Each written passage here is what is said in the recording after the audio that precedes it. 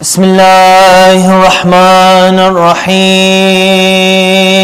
صلى الله عليك يا سيدي ويا مولاي يا رسول الله صلى الله عليك يا سيدي ويا مولاي يا أبا عبد الله يا رحمة الله الواسعة ويا باب نجاة الأمة يا غريب يا مظلوم كربلاء طبتم وطابت الأرض التي فيها دفنتم سيدي فيا ليتنا يا ليتنا كنا معكم سعادتي فنفوز والله فوزا عظيما. الصلوات. اللهم صل على آل محمد. أعوذ بالله من الشيطان الرجيم. بسم الله الرحمن الرحيم. والصلاة والسلام على أفضل الأنبياء والمرسلين بارئ الخلائق أجمعين سيدنا وسندنا وشفيعنا مولانا وحبيب قلوبنا أبي القاسم محمد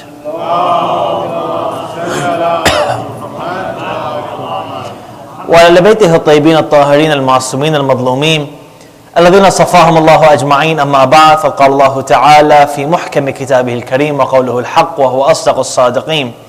بسم الله الرحمن الرحيم. هو الذي بعث الأميين رسولا منهم يتلو عليهم آياته ويزكيهم ويعلمهم الكتاب والحكمة وإن كانوا من قبل لفي ضلال مبين. صدق الله العلي العظيم. صلوات على محمد وآل محمد. اللهم صل على محمد. My respected elders, my respected brothers and sisters, I bid you all assalamu alaikum wa rahmatullahi wa barakatuh.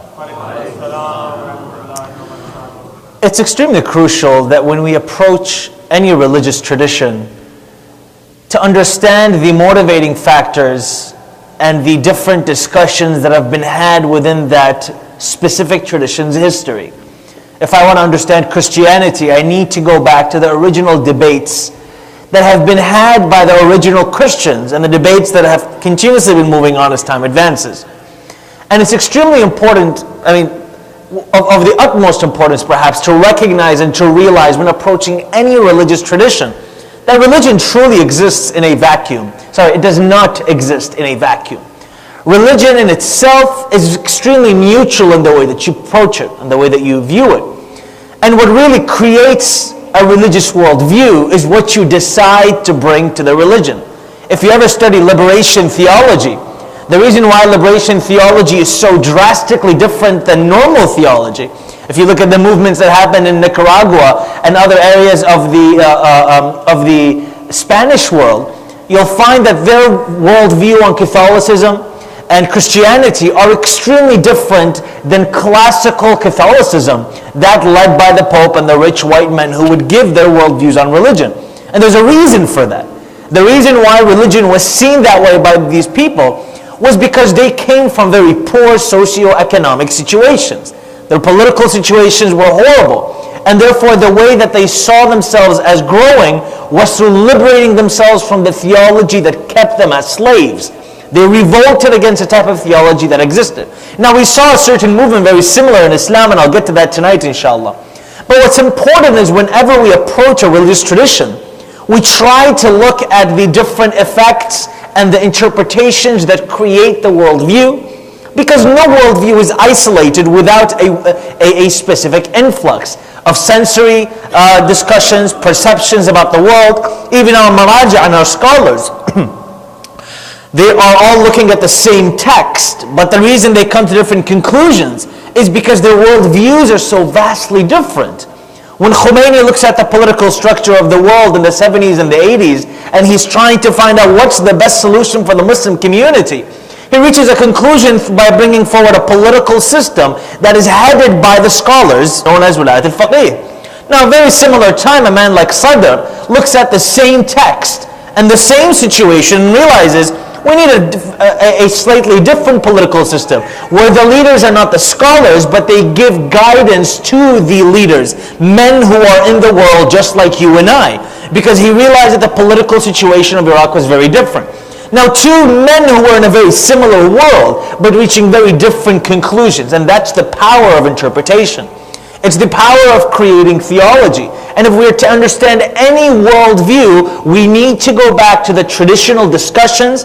We need to go back to the situations that created those ideas, and we need to examine them at their base root as to how were these worldviews created. Now, tonight, I'd like to tackle a very important question which has been discussed all over. It's been part of the media discussion, and it's been part of the liberal and the very conservative side of discussions.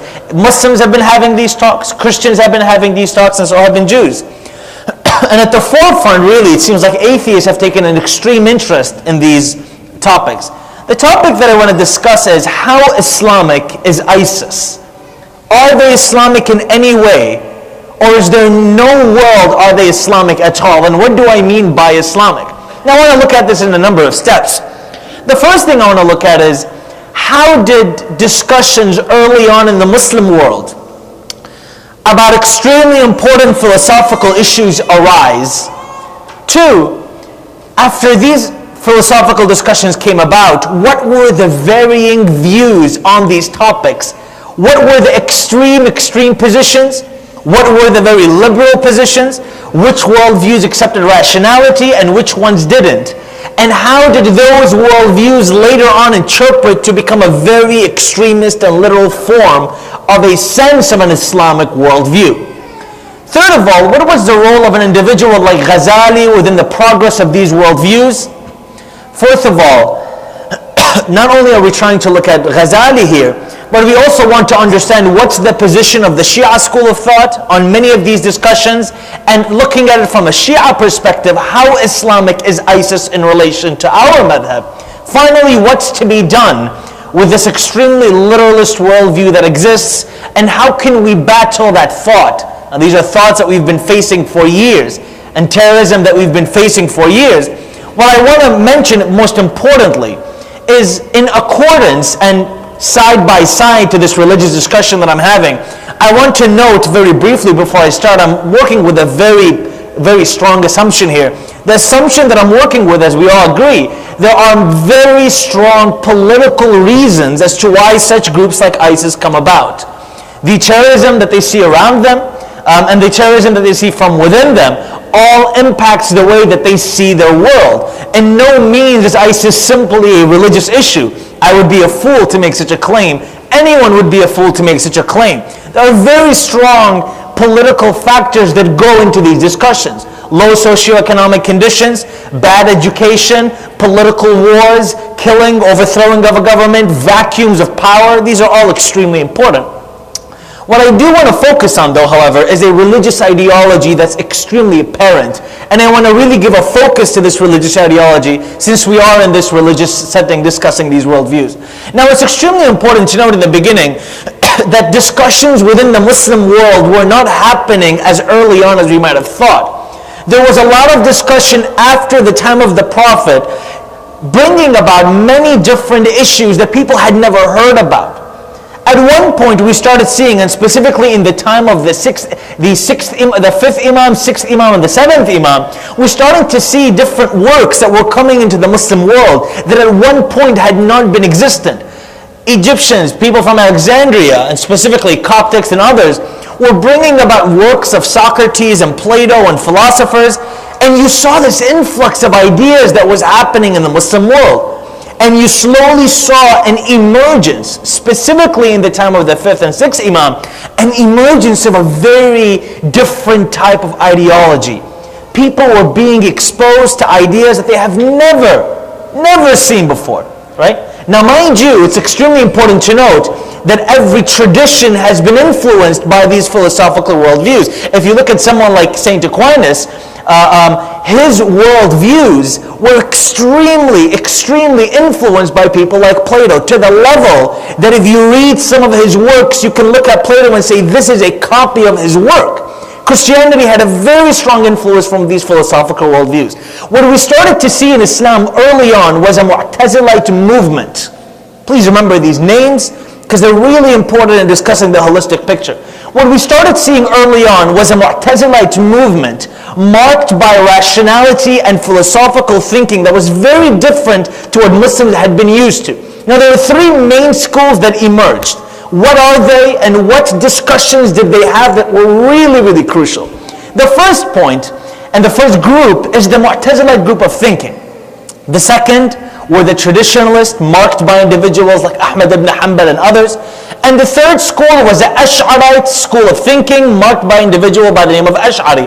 The Mu'tazilites were known by Wasil ibn Ata, they were known by Hassan al-Basri. These were all individuals who were Mu'tazilites living within Arabia. Their viewpoints on life were extremely different, and I want to show you how later these different viewpoints would lead to a very extreme form of religion that we see today.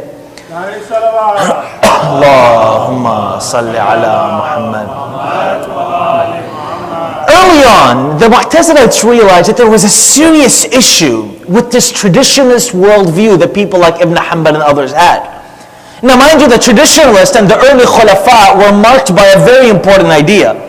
They had a strong belief that determinism was the way that Allah had willed everything. Free will kicks off this Islamic debate and discussion. So a leader or a Khalifa would be able to rule his people by telling them that God decided that I would be your leader. The reason you're being oppressed is because God decided. Not because that I myself have decided. No, God put me in power. This was a very, very well-known traditionalist position. The Mu'tazilites had a serious issue with this, and they tried to bring in a sense of rationality to cope with this. The arguments were very basic. If God had predestined everything, if everything was determined, how is He going to punish us on the Day of Judgment for deeds that you and I have never done, but God Himself had destined? And there was a basic argument that was given by Hassan al-Basri, Wasil ibn Ata, continuously to try to get the early Muslim community to see there's a serious power struggle with the way things are working. You are being oppressed under the pretense of predestination. Wake up and open your minds. How does this work with God being just? Now, there was a second issue. Is God actually just? And there was a big debate between the Mu'tazilites and specifically the traditionalists. The traditionalists, and that some of the Ash'arites, had held very strongly that God did not need to be just. There was no need for God to be just. First of all, we were predestined to do everything. The reply would be, if we're predestined, how can God be just? The reply from the traditionalists would be, God does not have to be just. God is not limited in any way. Now, here's an important point. The viewpoints and the worldviews of how God is meant to be for the Mu'tazilite position and for the Ash'arite and for the traditionalist position was extremely different. The traditionalists thought that God had unlimited power. People like Ghazali, people like Ahmad ibn Hanbal believed that if God wanted to take a prophet of Allah who's done good his whole life, God is free to do so without breaking His godly image. In no way did God have to be just. And the way they justified this was in a very basic way. They took verses from the Quran like Bismillah ar-Rahman ar-Rahim.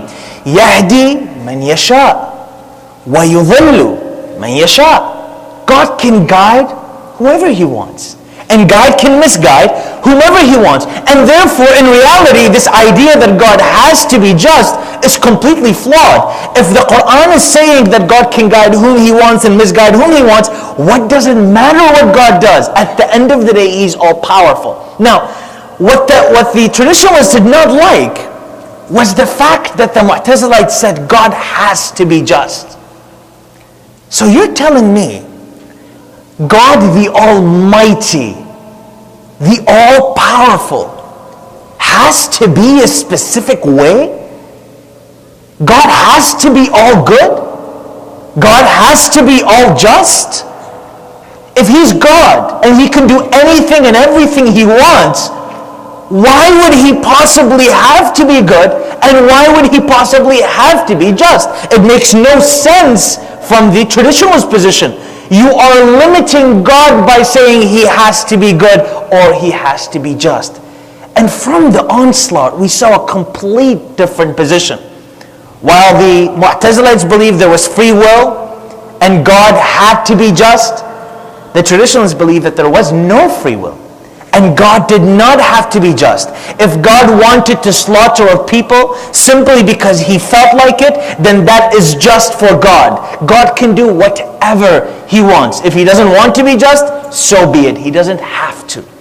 Now that was really motivated by the way and the world view that they had of God. God to them was a very, very, very free thing that could do whatever it wanted. There was a second major difference. When the traditionalists looked at Islam, they looked at it in a very different way than the Mu'tazilites did. The traditionalists said, we have two things. We've got rationality and we've got hadith, literal text, and we have Quran revelation.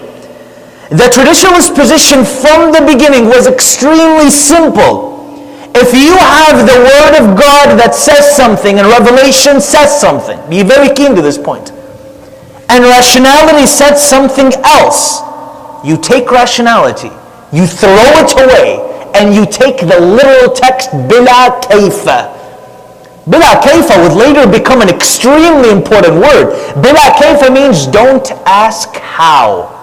Bila is without, kayfa how. Don't ask how. Many Muslim narrators would later write, we have these beliefs, bila kayfa, don't ask. The Mu'tazilite position was in a very big disagreement on this. Their viewpoint was that everything was rational. We could make sense of everything in the world.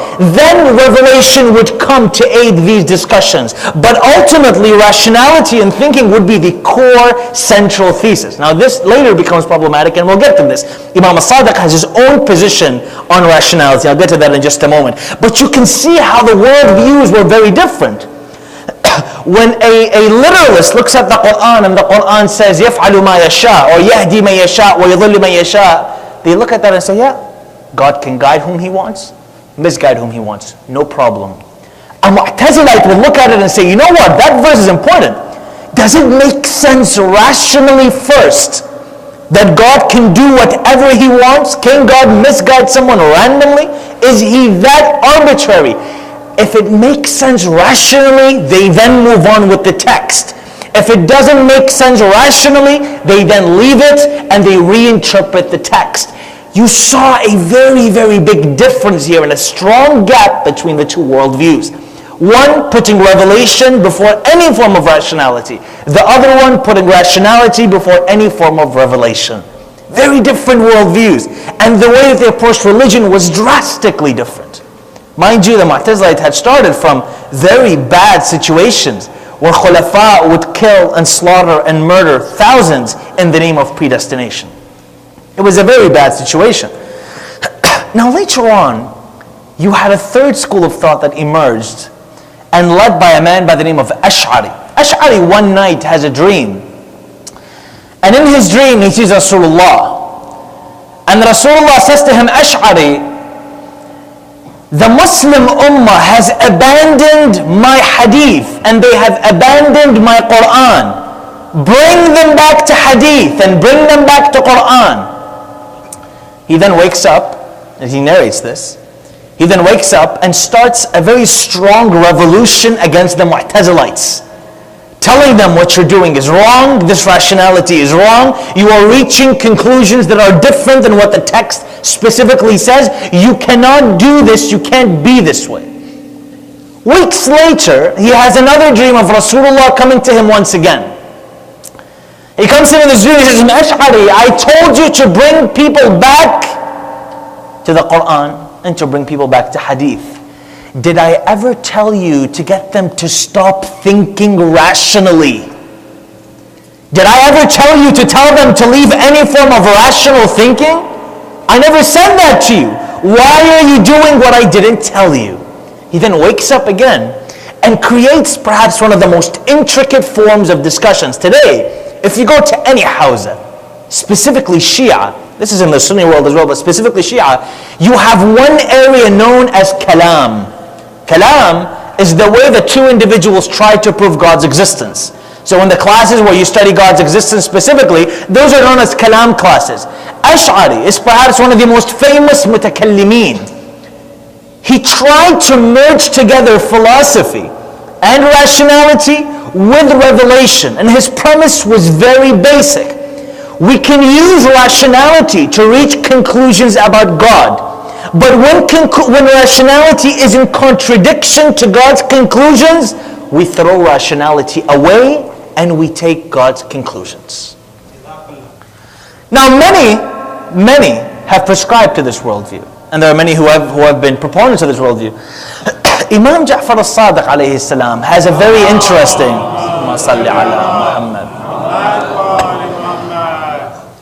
What I don't think many people ask is, what's Ja'far al-Sadiq's position on rationality within Islam?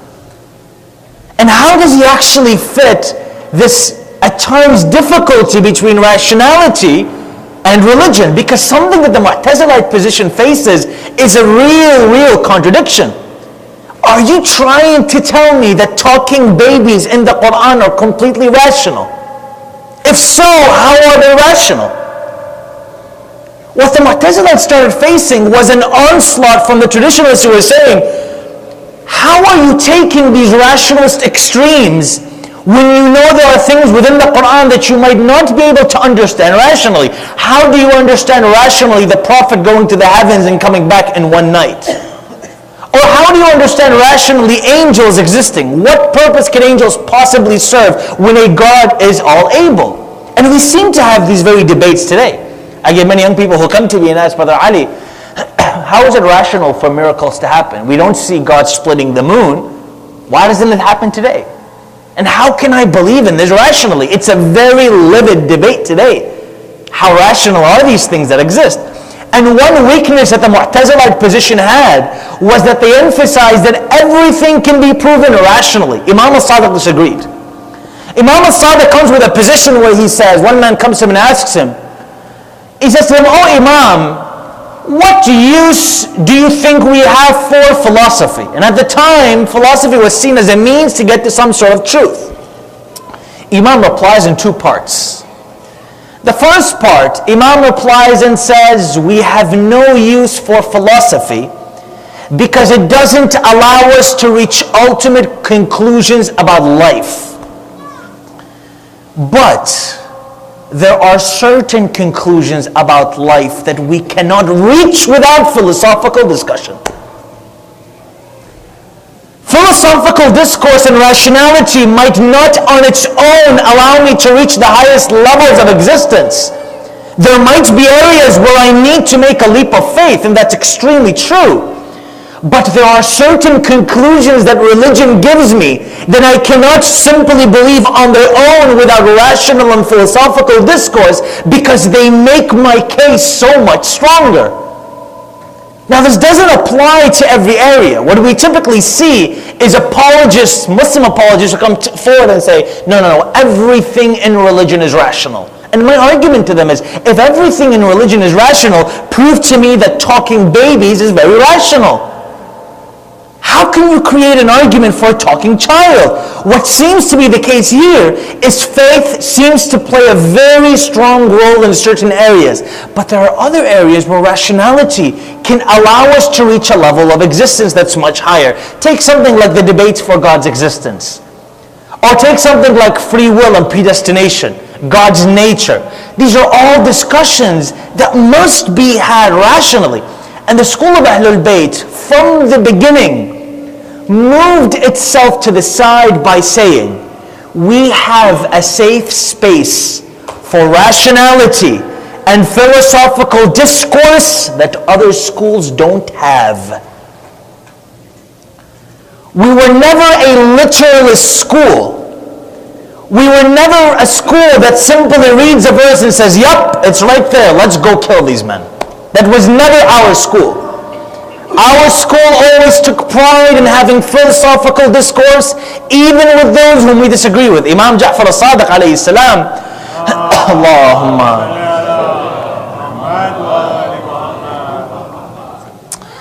has a beautiful example where a man approaches him and says to him, "Oh Imam, I want to know something, and I'm an atheist. I want to know something that has really been boggling my mind." He says, "What is it?" He says, "I'm having a very hard time understanding when God came into being. When did he come into being? Because if he did, there seems to be a serious logical issue here. If you say that everything was created by God, then who created God? And when did he come into being?" Now this is philosophical discourse at its greatest. Individuals early on in the Greek world were having these discussions. Imam looks at him and says to him, "Tell me a time when God did not exist so I can give you a time when he started to exist." Basically what he's saying is there needs to be an uncaused causer for this big existence that we have. It's a very, very early basic form of the infinite regression argument that most Christians, most Jews, and most Muslims use today. But it's put together in a very profound way. Now Ja'far as-Sadiq's method has always been, if I can prove something rationally, then I must do so. But that doesn't mean there are no areas where faith is extremely important for belief. The emphasis on both is extremely important. What you saw is this progression within the Muslim world. Now, things took a very, very strong turn around the 9th century. Ghazali's presence really changed the dynamic of the discussion. Because remember the names once again: Wasil bin Ata, Hassan al-Basri, Mu'tazilites; Ahmad ibn Hanbal, traditionalist literalists; Ash'ari was a mutakallim. He believed in the Ash'arite position. Later on, we had one man in Islamic history who really shifted things in one direction. Ghazali's approach towards rationality and philosophy changed the playing field completely. He published a work at one point known as Tahafatul Falasifa, the incoherence of the philosophers. And basically his arguments were powerful arguments against those people who would use philosophy and rationality and religion, coming to certain conclusions such as the world is determined, that God does not have to be just. He even went to the extent, and this is Ghazali's position, when something burns, it does not burn because it has its own burning qualities. It burns because God made it so. Causality does not exist. And there's a whole discussion behind that. Now his conclusions were very literalists. He would look at the Quran and say to himself, if you're going to believe that there is free will, then how is it possible that God has all the knowledge of the world? I mean, how can God know and you act freely? Basically, could you ever surprise God? And most people looked at that and say, how can I surprise God? It's impossible. Ghazali, you have to be right. Now, his works spread like wildfire, where other people have come about that have really brought down his arguments. People like Ibn Rushd and others who've brought about very, very sophisticated arguments. People like Ibn Sina who've brought about arguments against evil and arguments for free will. But unfortunately, the Muslim world did not catch on to that. Later on, you saw an emergence of a very, very literalist worldview that had existed from the time of Ahmad ibn Hanbal and that became even much stronger later on. So you started seeing the emergence of individuals like Ibn Taymiyyah, a very, very hardcore literalist, anti-rational discussion of Islam, where they would look at the Quran and say, what's a kafir? Like we discussed yesterday, disbeliever. Anyone who disbelieves in religion, kill them. It was a very literalist position. And you have to see how Islamic philosophy plays into this. The influence of the early Ahmad ibn Hanbal and the influences of the early Ghazali played a huge role in this advance and progression to the way that literalist Islam was later seen. And it plays such a major role today. So when people approach me and say this, Brother Ali, how Islamic is ISIS? And how Islamic is their approach towards text? Are they Muslim? The first answer that I give is A, they do not represent Islam in any way. And they are a very, very small fringe group that exists now and has always existed within Islamic history. The slaughtering of Shi'as, millions and thousands left, right, and center, specifically in the time of many Khulafa, 2,000 Shi'as would be slaughtered per night, was not something that came out of thin air. This came from a sense of a theological justification. There were men who looked at the Quran and had a very, very hard reading of the Quran. And they said to themselves, these are literal verses that exist. So when people ask me, how Islamic is ISIS? I respond by saying they are a fringe group. When you say Islamic, do you mean they represent Islam? I say, of course not. But when you say Islamic, meaning are they part of the Islamic tradition? Are they part of the Islamic history? Have we seen interpretations like them before? Have we seen violence like them before? Have we seen history like this before? I would say yes, we have seen this before in the Islamic tradition. We have seen individuals take a look at the Quran and discuss it extremely literally. Those were part of the Islamic tradition. Can I possibly look at the Muslim world and say Yazid or Muawiyah are not part of Islamic history? If I say that, then how can I understand Hussein? I can't understand Hussein's good without understanding Yazid's evil and Muawiyah's evil within the place of Islamic history. The same way I can't understand modern Islam and I can't understand the progression of Islam without realizing, understanding the progression of the way that Muslims approach their text. Allahumma salli ala Muhammad. If I want to understand the way Muslims approach their text, I need to look at the diversity of interpretation.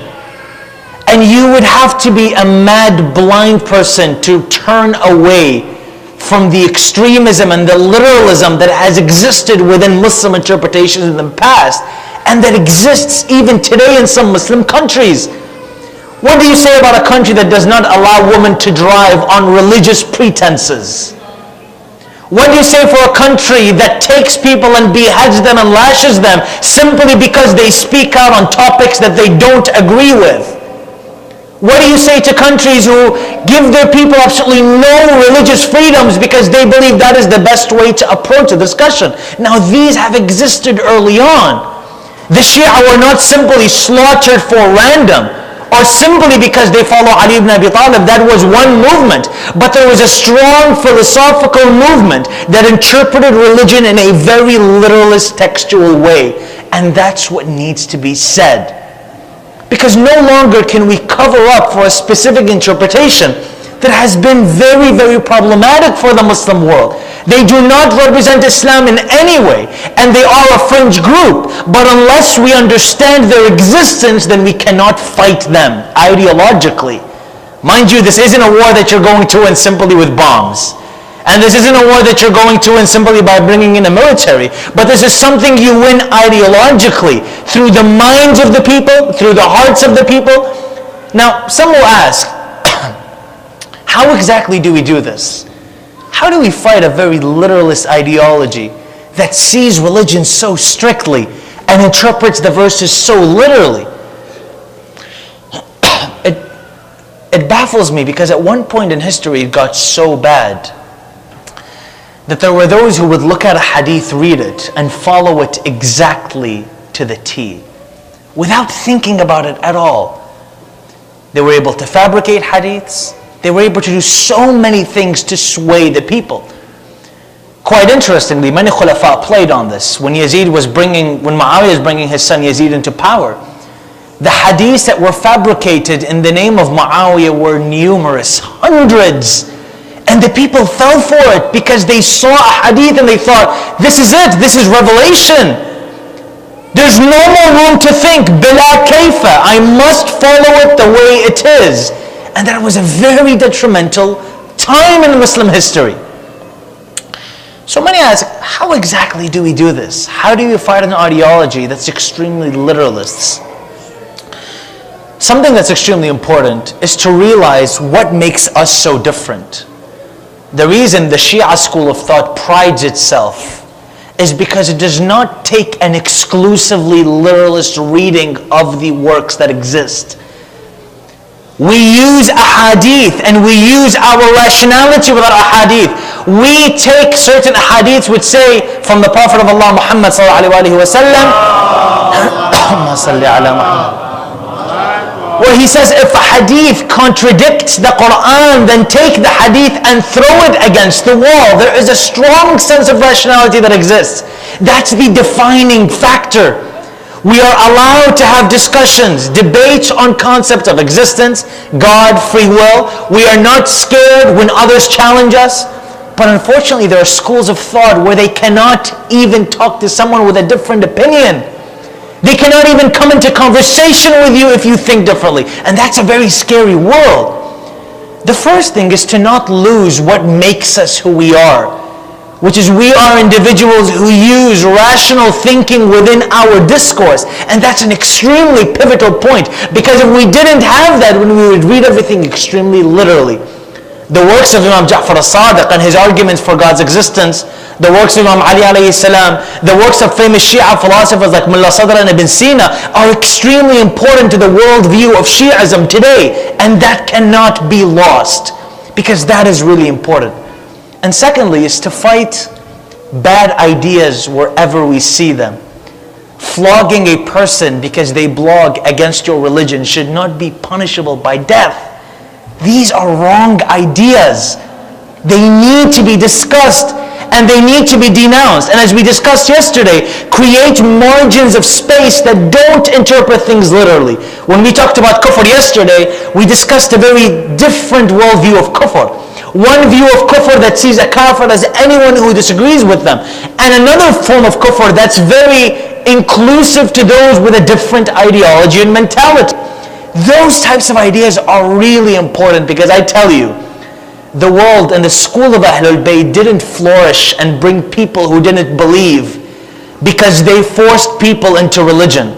They allowed people to be inspired by that religion. When a person like Ammar walks into his parents' home and hits a statue and the statue falls, and the mother looks at him and says, Ammar, you dropped the statue, pick it back up and put it on the shelf. And he said, no. He says, Ammar, you just dropped it, pick it back up, this is your God. Ammar replies with a phenomenal answer, and you can tell that somebody has been teaching him this. Ammar replies and says, early on in our hadith, Ammar replies and says to his mother, the statue that falls and can't help itself can never help Ammar in any way.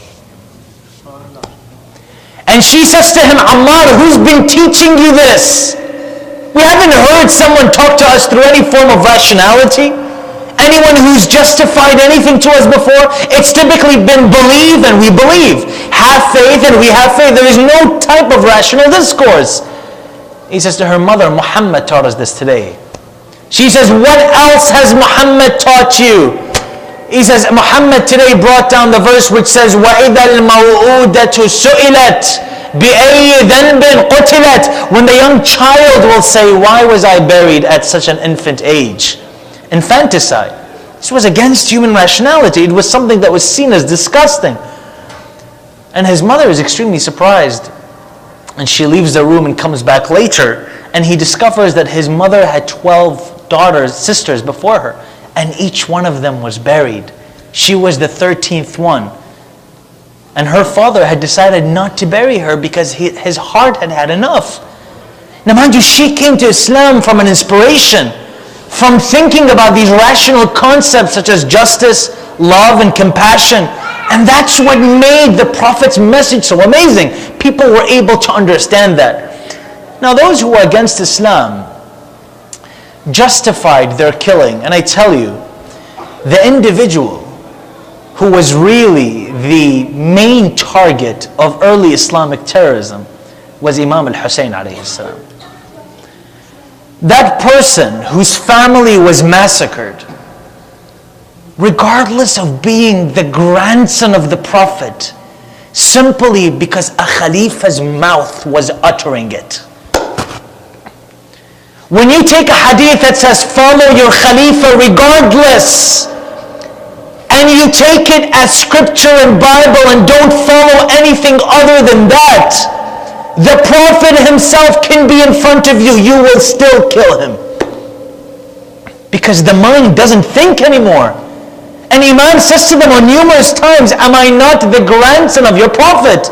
Is there no rational thinking here? Do you not see my relation to Rasulullah? Did you not hear him say, Husaynun minni wa ana min Husayn? Did you not hear him say this and say that? Nope. The Imam has spoken.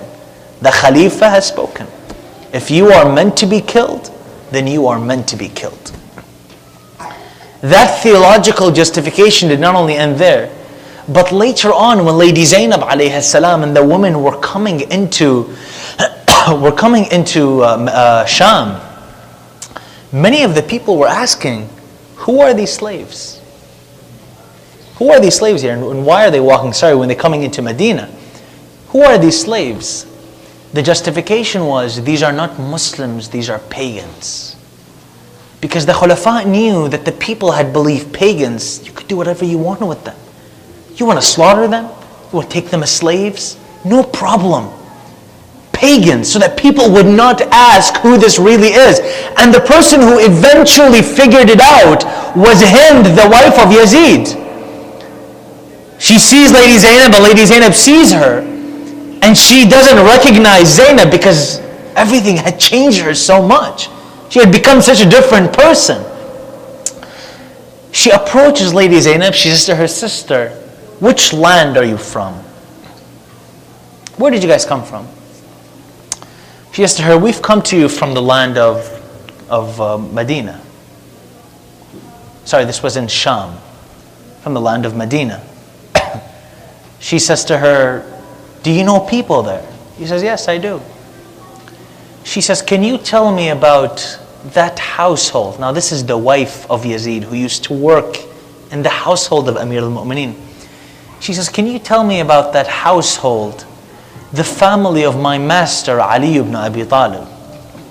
Can you tell me about them? She says to her, what do you want to know about them? She says, can you tell me about Hassan?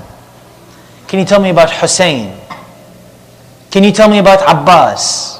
Can you tell me about Zainab? And here at this point, the situation that Lady Zainab is in is one of the most difficult situations. Your brother's head is in front of you in a plate. Would the man who killed your brother is looking at you saying to you, what do you think of what Allah has done to them? Who does that sound like? Look at the literal reasoning. Look at the predestination coming out. The words of Ahmad ibn Hanbal and those literalists on the mouth of Yazid.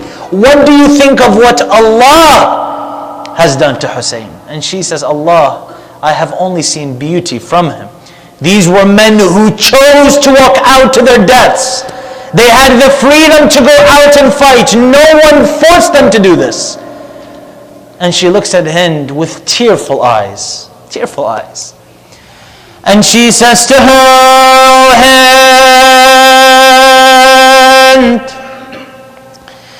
if you ask me about Abbas,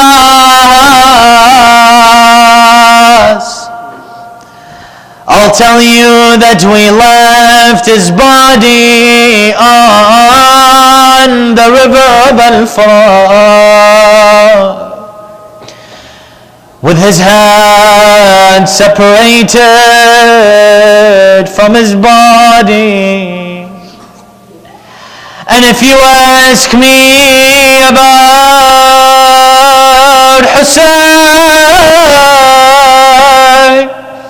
then his head is there next to me on the spear. And if you ask me about Zainab, I am Zainab in front of you. The times have changed me and you you cannot recognize me anymore. The striking of Shimr has changed me. Lady Zainab alayhi salam perhaps saw some of the greatest trials. After Abu Abdullah had been killed, she went to the hill known as At-Talla Zainabiyya, and she stood there and yelled down at the bodies, Akhi Hussein, in kunta hayyan fa'adrikna, وإن كنت ميتا فأمرك وأمرنا إلى الله. She says, Brother Hussein, if you are alive, come to our aid. But if you are dead, then there is nothing we can do. She then says to him, Brother Hussein, I swear to you by our grandfather Rasulullah, reply me. She hears no reply. She says to him, Brother Hussein, I swear to you by Amir al-Mu'mineen, reply me. She hears no reply. She says to him, Brother Hussein, I swear to you by the rib of the mother of our mother Fatima az-Zahra, reply me. She hears a faint voice yelling to her, Sister Zainab, go back to the tent. You have broken my heart even more. Lady Zainab alayhi salam on that day runs from tent to tent. She wants to sit by the body of her brother Hussein. She finally gets near that body and she yells, Allahumma taqabbal minna hadha al-qurban. Oh Allah, accept this offering from us.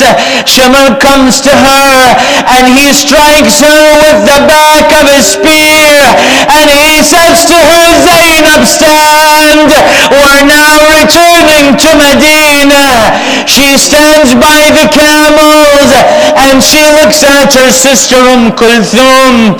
Kulthum then looks back at her. She says to her sister, you ride first and I will help you. Lady Zainab says to her, Sister, you ride first and then I will help you.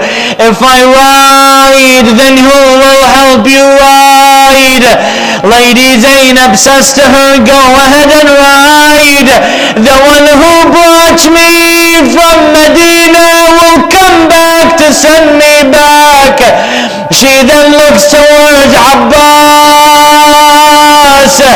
and she says, Akhi Abbas, were you not the one who brought me from Medina? Were you not the one who aided me?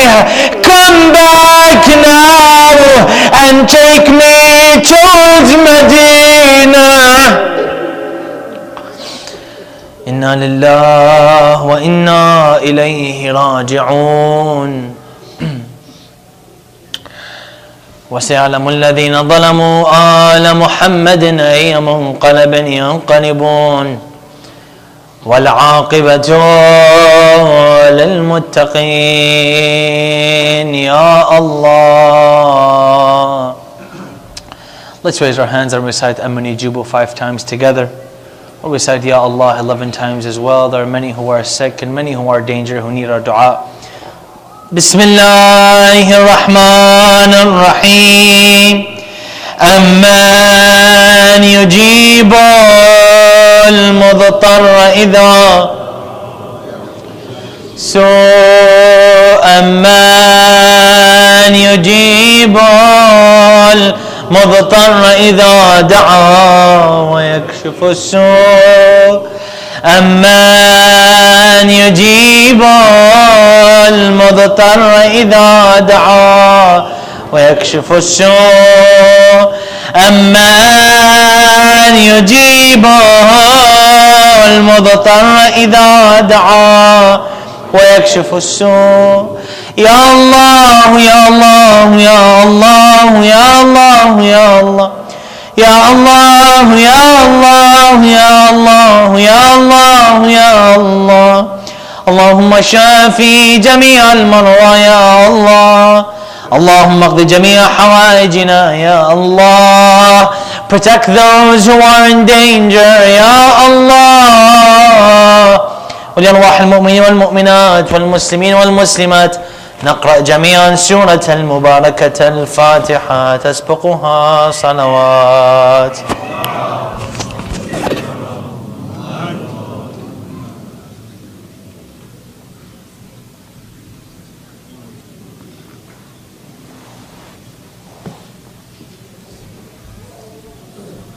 Save.